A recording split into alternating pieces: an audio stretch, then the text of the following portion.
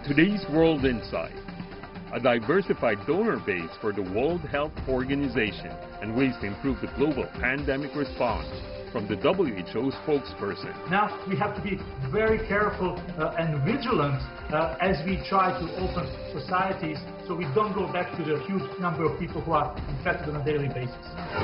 The search for a coronavirus cure. Could it be a medical arms race? The lowdown from the CEO of the Russian Direct Investment Fund. Well, Russian Direct Investment Fund really benefited from its partnership with many international partners, including China. And the HKSAR chief executive in Beijing. How's Hong Kong's economic and political situation? The answers from NPC deputy and seasoned HK politician Raymond Tam.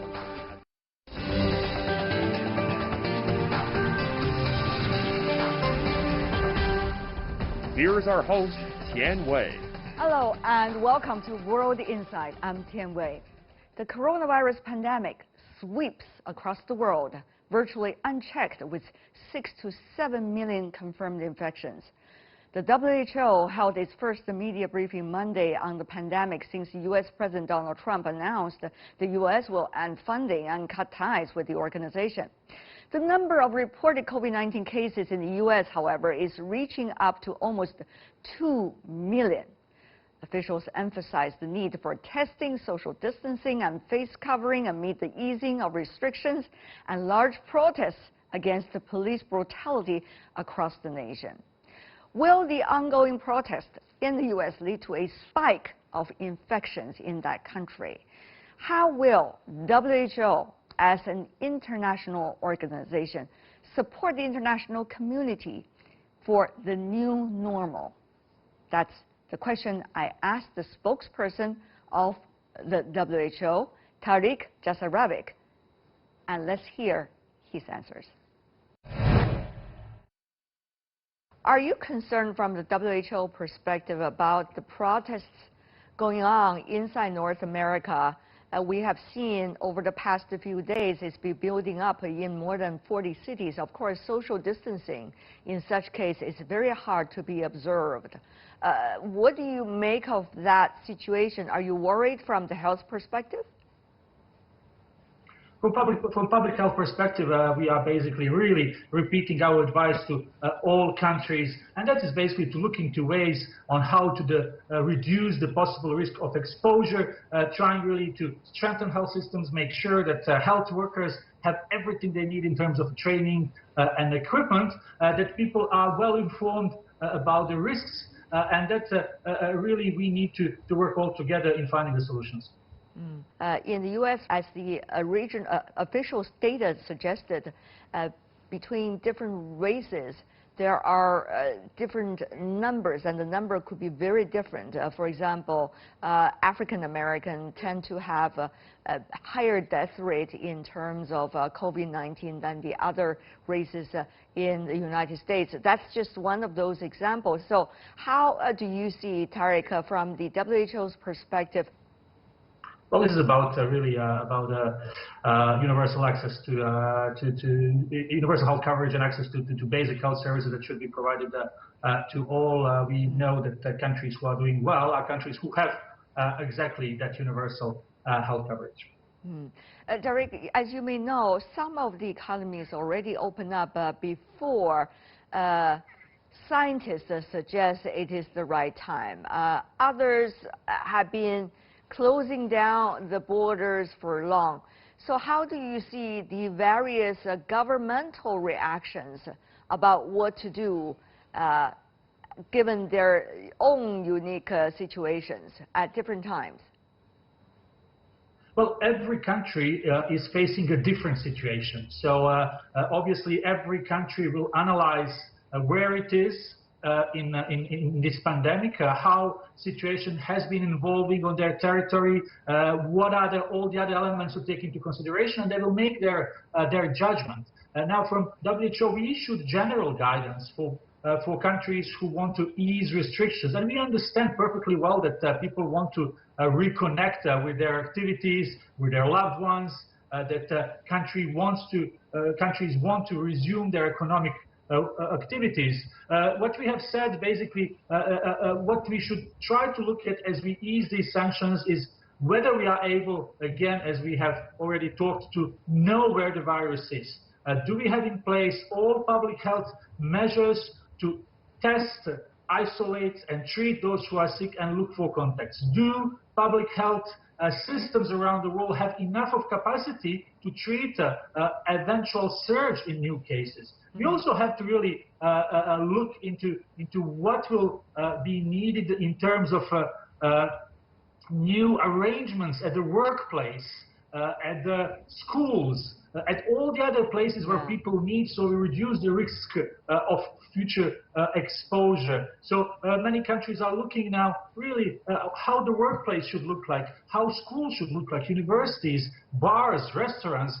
So we don't get to the situation where we have to go again into drastic measures, because this was already traumatizing for everyone. And yes, we have seen, for example, in some regions like North America, like Europe, that the number of newly infected people is stabilizing, decreasing. Thanks to those strict measures that have been put in place, now we have to be very careful and vigilant as we try to open societies, so we don't go back to the point where again we have a huge number of people who are infected on a daily basis. You talk about North America. However, despite of its the most developed economy, the United States, its death toll has earlier already reached 100,000. So how do you see, in fact, the divide is not just between the rich and the poor nations, rather it is the divide of, how countries are coping are very different from how wealthy and how developed the economies are. Well, the challenge is the same for everyone, and we have seen, for example, in European countries who have very strong health systems, that some countries have been quickly overburdened with the number of newly infected people. And countries have different experiences, they have a different geography, they have different culture, so all of that has to be taken into account. What we know is that every government on the planet really wants the best for their citizens, and trying to see what is the best that they could do, taking into account guidance from organizations such as World Health Organization. So we know that this was a big challenge for everyone, and we should not really look at pointing finger to anyone or looking into any sort of division. We were really clear from the beginning what we need is a solidarity, and that countries can learn from one another. What we have seen, that countries who have taken examples from other countries, taken lessons from other countries, did well. So we think that this is the way to go, and one of the aspects where we really work all together is research and development. We also have scientists from all over the world sharing their work, their knowledge, and working on solutions, and this is the way forward. The WHO Foundation was founded last week to support the organization's effort to address the most pressing global health challenges. What exactly is the role of the WHO Foundation? How is it funded and operating? Tariq also shed some light on these questions. Talking about the science, we have seen that the WHO has been trying to establish something called the WHO Foundation, trying to provide funding for research about the therapeutic treatment, a vaccine, about the research of the virus. So tell me how it works, and how should we make sure it's going to be a sustainable platform supporting research in this regard? So last week, what was established is the WHO Foundation. This is an independent foundation that has been registered under Switzerland law, because we are based in Switzerland, so completely independent from WHO. This foundation will look into finding and raising resources for the work of WHO, not only on COVID-19, but also for other parts of our world, of our work. And the reason for this is that we really wanted, and there was a feeling that we need to expand the donor base. We need to really make sure that we can receive money from the general public, which was not the case so far from different institutions, from different sectors of life, and that this work, this money then will be more flexible, will not be necessarily earmarked. So basically, more predictable, more broader donor base is the goal of this foundation. How much of it is part of your efforts, efforts by the WHO to diversify the funding that you've been receiving every year, and things are likely to becoming ever more complicated as a result of the latest events? Well, exactly. We were trying for years to diversify the funding. We were not, for example, able to raise money from general public because we didn't have those provisions. We were receiving assessed contribution, as we call, that's a membership fee from our member states, and then we had voluntary contributions who were also coming a lot from the member states or big foundations like a Bill and Melinda Gates Foundation. Now, we always were trying to look how we can make sure that other sectors of society can help, and how we can make sure that this money is not earmarked for specific projects, which was the case so far, but that it can be a flexible, what we call flexible funds that we can then use as we feel that some projects are underfunded while others have sufficient funding. So really diversifying the donor base and having a more predictable funds. Now, how will WHO use that fund? Of course, for now, the urgency matter is COVID-19, but as we move on, there might be different hotspot issues around the world, how to prioritize and eventually have the funding sufficient for different projects. Who will have a final say? How is that final say likely to come out? What is the process? Do we know much about that so far? Well, again, the aim of this foundation is to raise money and make grants not only to WHO but also to trusted partners working in health. When it comes specifically to WHO, we work really on a number of issues. So our strategic goal in our general plan of work is really to focus on what we call triple billion, to really help 1 billion people who live in emergency settings. Whether it's natural disasters or protracted conflicts, where we see the biggest health needs, 1 billion people that we would like to have universal health coverage, because for us universal health coverage is the key to healthy societies and to development in general, and really try also to get to the healthy living and healthy aging. We know that, for example, non-communicable diseases are the big problem in our societies, and we need to address them. So really, emergencies, people who live in a very difficult situations, and trying to have equitable access to healthcare services, and really try to make sure that we all live longer. From last 50 years, the life expectancy is rising. Right. We want those extra years to be years of healthy living. What if, for a long time to come, we are going to coexist with the virus, COVID-19? Different countries and regions are carrying out different measures and plans. WHO has also released its 6-step instruction. Let's hear what they are and how they can be implemented. Earlier, Tareq, you argue for a systematic approach in terms of how we are going to deal with COVID-19. I remember as early as May the 13th, WHO expert during your daily press briefing already told the world that we're likely to deal with it and to live with it for a long time to come. So do we know better now? What should be this systematic approach? Do we have some structures already of this systematic approach, Tareq?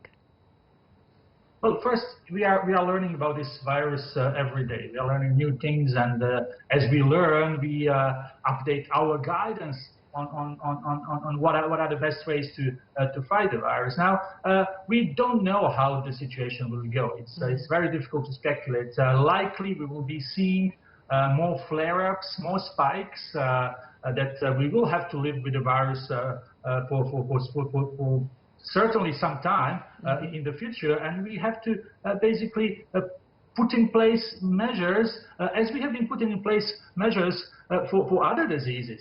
Hopefully, we will get to the solutions. We will get to the vaccine. Hopefully, we will get to some efficient treatment. In the meantime, we have to focus on public health measures. Yes.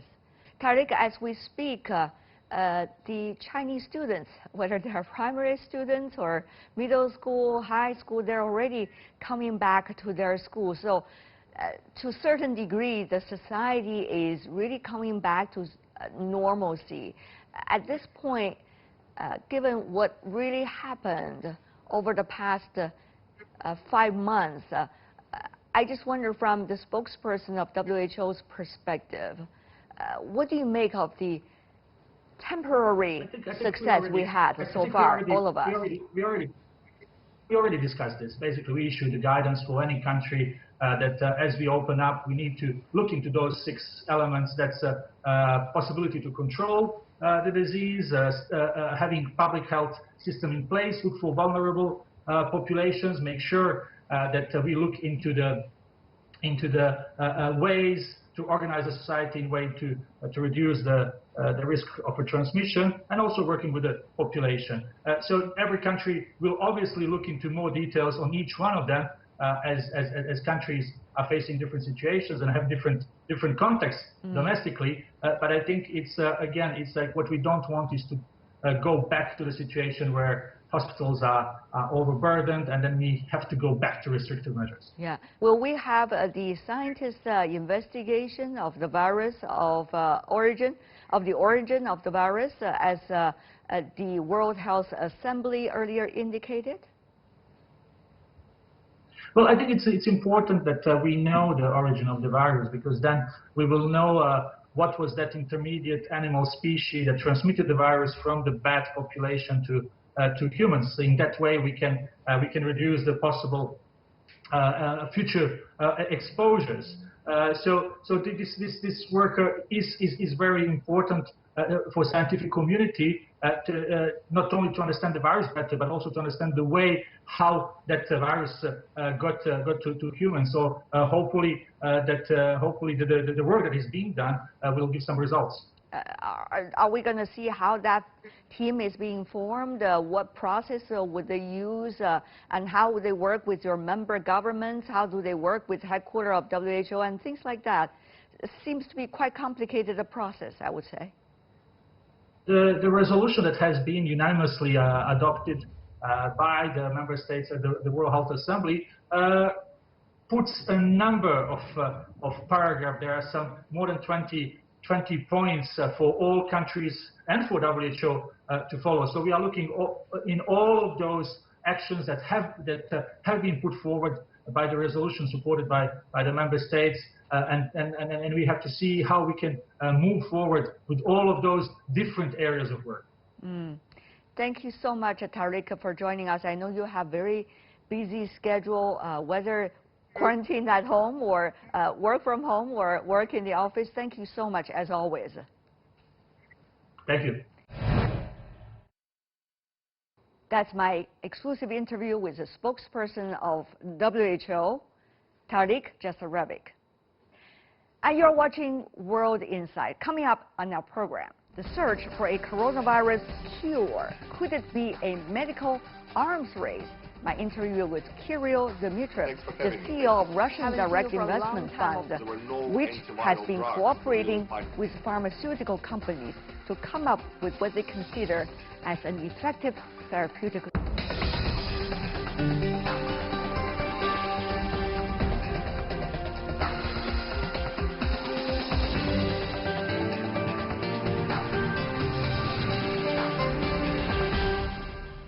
Welcome back. You're still watching World Insight. I'm Tian Wei.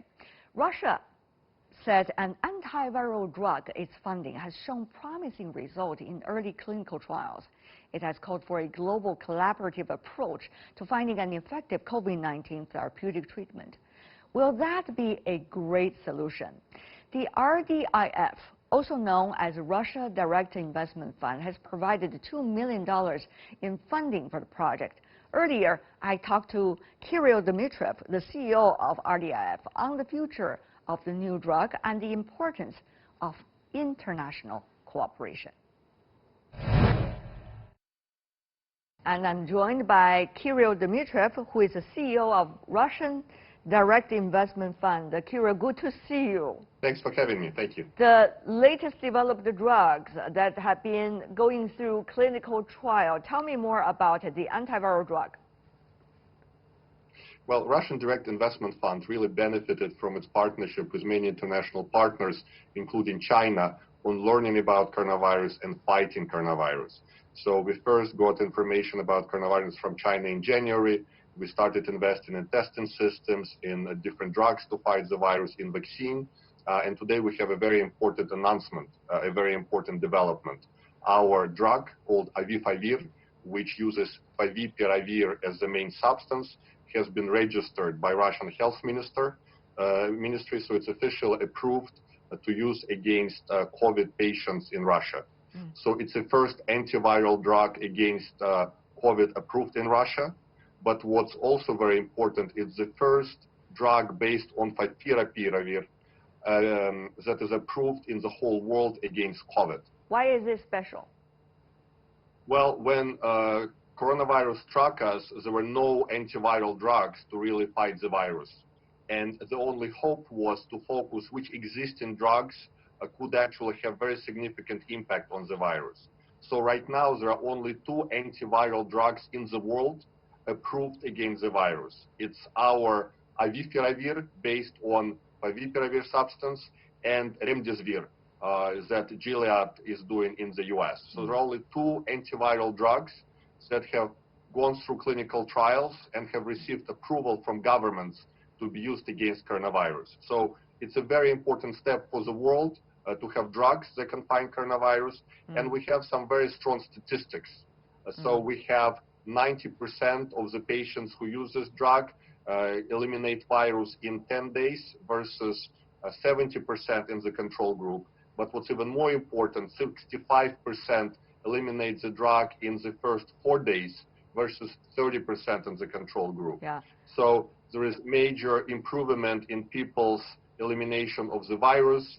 People now can stay in hospitals much shorter. So we really believe it's a game changer for healthcare systems around the world. Right. Earlier there were debates about Remdesivir because at different trials it functioned differently depending on the goals and on the process. For example, that in China and that in the United States. So when it comes to effectiveness and efficacy, there is always a lot of room and space for discussion. What do you make of that? Well, definitely, and that's why we worked very closely with Japan on this. We also worked very closely with China on this. And frankly, Russia benefited from clinical trials done on favipiravir in China. Our Prime Minister, Mr. Mishustin, wrote a letter to Prime Minister Likityan 2 months ago, asking for information about clinical trials on favipiravir to be shared. And we received very important information, very helpful information to us from China on clinical results that made us really focus on favipiravir. We selected it out of many candidates to really make an investment in and really accelerated this procedure. We went and made some modifications to the drug. We also changed some parameters to have people take it, and we believe we improved it quite a bit. So the results we've shown are very significant and are very important, and it's a message also to other nations that they should really look into this drug. And we believe it's incredibly efficient. And once again, Russian Health Ministry is very conservative. It's probably as conservative as Chinese Health Ministry. Yes. So the fact that they approved this is really a very important step forward. Talking about the efficacy, there is one thing that is very crucial. That is, what kinds of patients are you using the drugs against? For example, are they preliminary stage or critically ill? Are they receiving other kinds of medications? These are all very crucial information. Do you have any to share with us? Definitely, you're exactly right. So the drug showed particularly strong efficiency in people with moderate cases. So mild and moderate cases, because the drug basically stops virus replication. So if you start taking it early, it shows very good results because virus just stops replication. And as I mentioned, for 65% of the patients taking the drug, it stops on day 4. The second important point is that we had control group, and control group was taking standard prescribed medications. It wasn't even a placebo. And we showed very significant effects versus the standard therapy. Yeah. And the third point is that we also are investing in plasma drugs based on antibodies that are found in plasma. We also have invested in and are building another drug that is fighting the response, excessive response of the immune system that leads to death in later stages of the diseases. So basically we have favipiravir, which is mild cases, and we have plasma and this drug working with the immune system for really difficult cases. For Russia, 400,000 confirmed cases. Last time I checked, 24 hours, there's a few hundred increase. That's quite a challenging situation. What do you make of the reality so far? Well, we again, as a fund, have been very proactive, and we understood that there are several elements to address the coronavirus situation. It's testing, and we invested in a testing system and are doing a lot. It's drugs, and I mentioned big development on one drug, but we have 2 more we invested in. It's definitely vaccine development, and we are accelerating vaccine and believe that vaccine will be available already in some quantities in the fall. And then obviously working very well with our medical facilities. And we very much appreciate China's support because a number of our hospitals, they hosted Chinese doctors, very experienced in dealing with the virus. And again, the exchange of information, the exchange of protocols from China have been very helpful to Russia in that regard. So we believe it's about testing, it's about drug development, vaccine, and working with medical facilities. And also that allows us to overcome the quarantine efforts and go forward with economic development that is so much needed. So situation is definitely difficult, but it's much better than was before because now we have drugs, now we have promising vaccines, and now we have much more solid ground with clear protocols how to deal with COVID patients. You talk about the protocols and the Chinese support and help in that regard. Tell me more about the working realities between the Chinese team, the Chinese doctors, and their Russian counterparts. Well, once again, we benefited from learning a lot on clinical trials. Our great partner in China is BGI, which is one of the key developers of testing systems in China, and they really helped us understand the virus very early. We hosted several top doctor teams from China who came to our hospital called Mother and Child, which is the largest private health clinic in Russia, and they really shared the protocols on how to work with COVID patients. So there has been a great cooperation between Russia and China on this, and we believe it's an example for how countries can cooperate on dealing with the virus. We also appreciate having received some of the medical equipment from China. Some of the regions we are using for some of our drugs also come from China. So there is a major cooperation between Russia and China on the virus. What do you make of the next stage of, social distancing and the opening up of the economy depending on the qualities of social distancing? Well, social distancing is absolutely critical, and the virus didn't go anywhere. It's still out there, and if social distancing protocols are not followed, virus will come back in very big waves. So I think it's very important up until most of the people are vaccinated that very strict social distancing rules are followed, because otherwise we'll have wave after wave of virus hitting us. So I think it's time to really focus on making sure that we have very strict social distancing rules over the next 3, 4, 5 months until vaccine becomes available and people get vaccinated. And frankly, that is the only way to save the lives, in addition to obviously drugs we have and other ways. But this is very important, and it seems like a small thing to follow social distancing rules. But I think we see that countries that follow them are just much more effective in containing the virus that countries do not follow them. How important it is, sir, for you to see the international cooperation, whether it's information sharing, whether it's clinical trials, whether it is eventually used in the hospitals, the international cooperation in this regard? International cooperation is absolutely key. And as I mentioned, we received first information from China, and this allowed us to move very quickly. And we believe that because the speed is so important, and in vaccines, in drugs, it's very important to share information so that we can address this situation in all countries very quickly. And frankly, it cannot be done without very big aspect of international cooperation. And even little things matter. It was very interesting for us to see after we announced this development with the drug, we expected, people to be happy. But we saw many countries are really saying, well, what about this with Russia doing this? And is it really happening? Is it not really happening? People try to make it political. And we believe it's impossible and very negative to make coronavirus fight political. Coronavirus fight is about fighting jointly the virus. It can only be done by joining forces of many countries.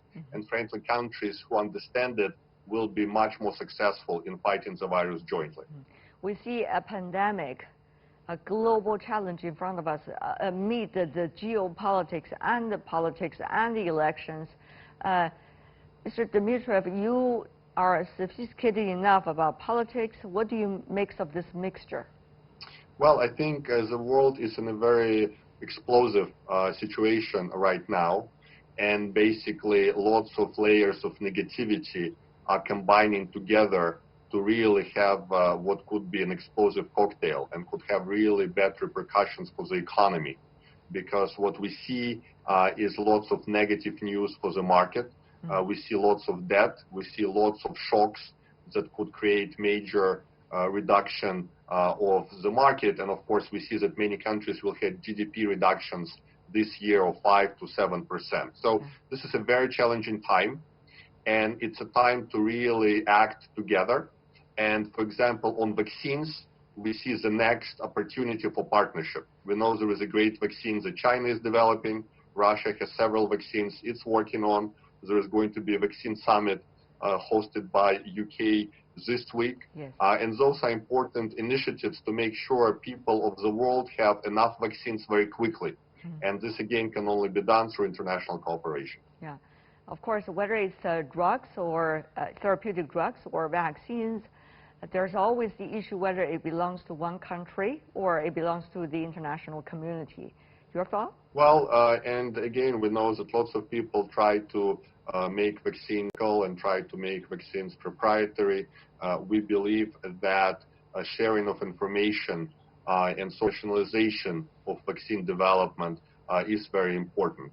At the end of the day, our scientists in China, in Russia, in the US, in Europe, in the Middle East, they're all very brilliant, but combining the efforts, that can be very effective. So specifically, we are open to work with some of the international vaccines.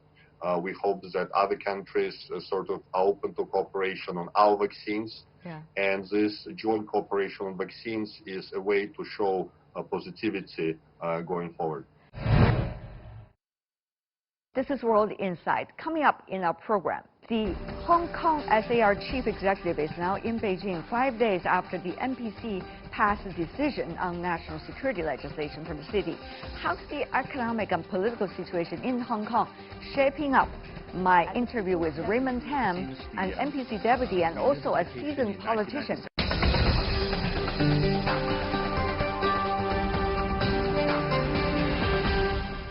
This is World Insight.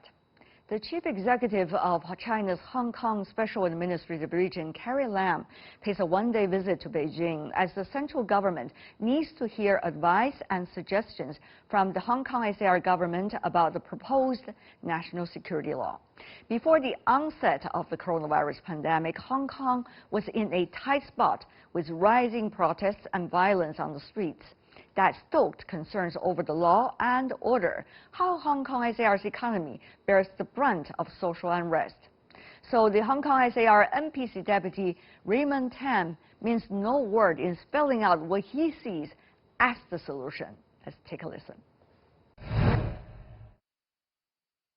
about the establishing and improving of the legal framework as well as the implementation mechanism for Hong Kong SAR for the national security issue. As a People's Deputy, what do you make of that possibility? Since the reunification in 1997, some 23 years have gone by, but still, as of today, the SAR government and SAR legislature have not been successful in enacting a national security law in Hong Kong in accordance with Article 23. And that is a political reality. But at the same time, looking at what happened in Hong Kong, has a very unstable situation in the community because of some radicals and the opposition have organized on-street demonstration and protests, and many of them actually have gone to violence and illegal acts. Also, some of the protest requests is to go for independence of Hong Kong, and that is totally against one country, two system. And that creates the concern in many parts of the community that the lacking of an effective national security legislation in Hong Kong would be a loophole in the legal system and also law enforcement system to preserve the national security of the whole country. But the political reality continues to be, in the foreseeable future, it is very difficult for the SAR government and for the SAR legislature to be successful in to give full legislative effect to Article 23 of the Basic Law. Some been suggesting whether it is jumping over, in fact, the responsibility of the Legislative Council inside Hong Kong. What do you make of comments like that? I think the comment is not based on the actual facts. If we read the proposal carefully, it is clearly stated, first of all, it would not cover the entire range of areas or sectors that relating to national security in the current Article 23, that's for one. And it is also clearly stipulated that the current legislative initiative would not repeal and it would not substitute the Article 23 of the Basic Law. It has stated very clearly.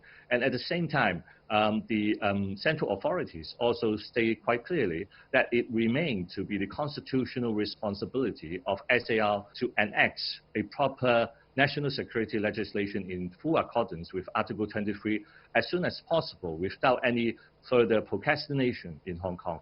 So I think this new initiative would, first of all, to address the present and immediate needs, and it is constitutional, and at the same time, it would not remove the duty and power of the SAR government to continue the work on national security legislation in full accordance with Basic Law Article 23. So I would say that would be in parallel, but the current initiative would provide a more imminent solution. Some suspect that the security mechanism or apparatus from the mainland is likely to be more operationable in Hong Kong as a result of this. What do you make of that? I think if we read Clause 4 of the draft resolution, it has two parts. The first part actually would give a responsibility to the SAR government to set up a national security department or national security bureau to deal with all law enforcement matters relating to national security matters arising from the new national law to be promulgated by the Standing Committee of NPC. And at the same time, the relevant law enforcement agencies in Hong Kong will have to step up their enforcement power in this respect. So that's the first part. And the second part actually provide that the relevant National Security Ministry of the States Council could set up an agency in Hong Kong so as to ensure that the effective implementation of the national law in Hong Kong, probably through the new law enforcement agency to be set up by the Hong Kong government. But the essence is that it would put the legislative responsibility and the law enforcement responsibility also on the SAR government, because under one country, two system, law enforcement in Hong Kong would have to be shouldered by the Hong Kong SAR government and the relevant department as well. So I'm sure that this principle would continue to be the case. But of course, the national security will rise above not only applicable to Hong Kong, because Hong Kong is part of the whole nation, and national security is concerning about the whole nation. So the National Security Ministry of State Council would certainly have a role to play. But to what extent that particular role and function would they be playing would be subject to further discussion by the Standing Committee. Some suspect this would mean the end of the one country, two systems of Hong Kong. Do you think that is really the reality? Well, if we look at the details, it actually follows exactly the one country, two system roots. The reason being that the relevant clause in the nation's constitution is Article 31 and Article 62 of our constitution. And also, the current proposal is for the Standing Committee to follow Article 18 of the Basic Law to endorse a national law, and then through attaching to Annex 3 to the Basic Law, and to be promulgated in Hong Kong SAR. And throughout, the SAR government would have a constitutional role to play in accordance with the relevant article in the Basic Law. So Basic Law itself is the legal instrument to give full effect to one country, two system principle. And because the current initiative is to act in full accordance with the provision already provided for in the Basic Law, and also in particular Article 18 and Annex 3, that is another example of why one country, two system would work. And that's all we have for today. If you'd like to see more, certainly search for us, World Insight, or check out our YouTube channel. Follow us on Twitter and Facebook. I'm Tian Wei. On behalf of the team, thanks for watching. Bye for now.